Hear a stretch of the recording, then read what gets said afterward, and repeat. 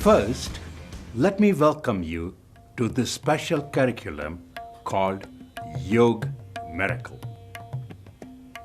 The teachings under this section are quite distinct from all other yoga training programs. They are spread over 7 simple steps, as the name suggests. This means that the learning is step by step in 7 steps. So, you need to master the breathing techniques in the first step before moving on to the next step. Each step is a building block to move to the next level. No step can be skipped. First, I will tell you about the teaching method that has been adapted to teach these techniques. The teachings are rare and seldom taught. They are only preserved amongst the Dattatreya yogis wandering in the remote parts of the Himalayas. The doctrine is that the breathing techniques under these 7 special steps called Yoga Miracle are normally taught in ashrams or hermitages. They are called Dattatreya mutts. They are taught in the traditional guru-disciple relationship. In this special relationship, the student or the disciple is allowed to observe his guru or the master. The learning is by observation.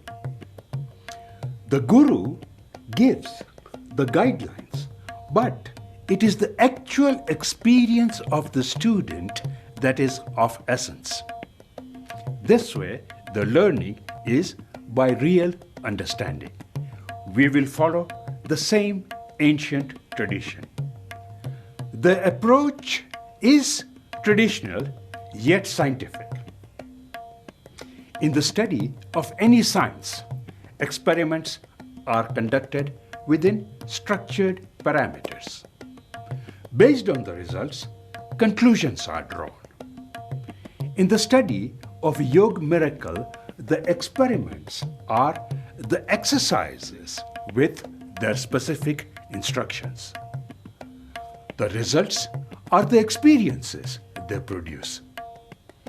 The conclusion is that programmed yogic experiments produced programmed yogic experiences.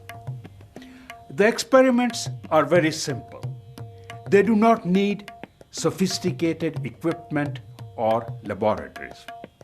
They need only 2 things: you and your awareness that you are. All of us have them. You have a certain feel that you are. And simply be aware of that feel. That is enough.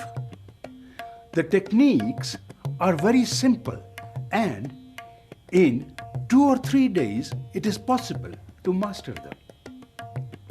For the best results, it is highly recommended that you set a time and practice at the same time each day. This prepares the body and it becomes more receptive. If the same time is followed each day, then in just a matter of 7 days, you can experience the miracle of yoga. Yoga Miracle is a unique experiential program. This means that your learning is by your own experience. The Yoga Miracle program is in 7 steps. Each step is built on the previous step, so it is absolutely necessary for you to have by now practiced the techniques taught in the first step. The learning of yoga is different from other forms of learning. In most other learnings, questions are asked and answers are provided. In the learning of yoga, answers are not provided. As the practice deepens, the questions themselves disappear. So the answers are not needed. Mysteries upon mysteries open their secrets to you, all from within. Layers upon layers, just like the waves of the ocean. When the tidal waves subsides, another waves breaks the stillness, raising deeper questions, constantly leading and guiding you to the very source, into the very nature of your body, mind, and spirit. This way, bringing you closer and closer to your own inner guru. The learning is mainly by observation and your awareness. The guru lets the student watch him, and the student learns by the example of his guru. While practicing the routines, the guru does not talk. Yoga is all about internalizing the experience. It is this internalizing of the experience that forms the basis of learning. The Western method of teaching, where the instructor talks while demonstrating the postures, is wrong and even harmful. Also, another myth about yoga is the wrong focus on figure. Most yoga teachers in our modern world display their perfect figures. The truth is that most yoga teachers in the West have already been trained in other physical bodywork training programs. It is not yoga that gave them this figure. They already had it, but only use yoga to display it. The truth is that yoga is far beyond postures or asanas. A good, well-proportioned, graceful figure is only a byproduct of yoga. Most people are unaware that out of the over 200 Yoga Sutras, in only one sutra, Patanjali talks of asanas or postures. Sthir Sukham Asanam. Sthir Sukham Asanam, meaning the steady and comfortable posture. So what about the rest? Prayatna Shahi Thilya. Prayatna Shahi Thilya. Prayatna, effort. Shahi Thilya, meaning relaxation of effort. So you can see how Patanjali's yoga has been misunderstood and misinterpreted. Patanjali is not a gymnast, but today we have made yoga look like gymnastics of the body. Patanjali is not against the body.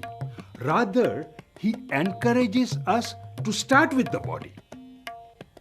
He teaches us the grace of our body, because he knows that only in a graceful body, a graceful mind can exist.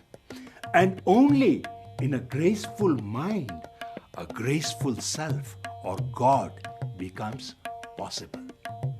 So Patanjali is fully aware of the body. He is fully aware that the body is the very foundation stone. He knows that if you don't train the body, then higher training is not possible. So just like a finely tuned musical instrument, the body has to be tuned up. Prayatna sukham asanam. Prayatna shahithelya. Steady with comfort and relaxed effort.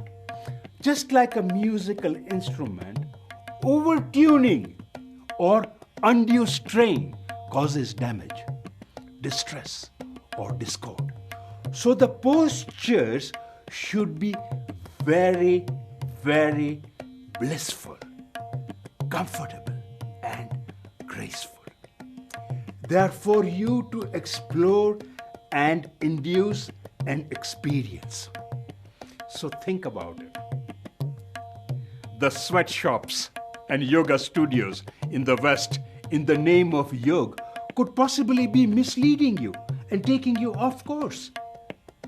At the same time, it is good that they have introduced you to yoga and opened the gates. Now you can easily cross the barrier and take it to the next level. Remember, yoga is lifelong progression.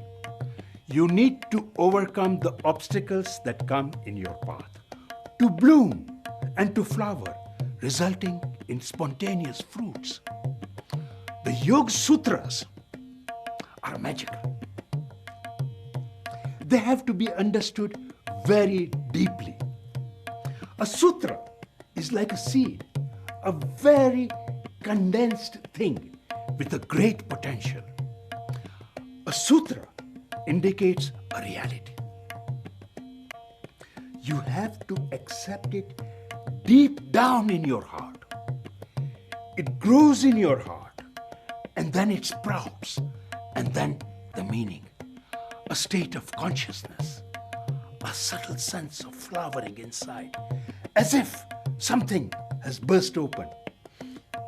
Give it time to take root and to grow.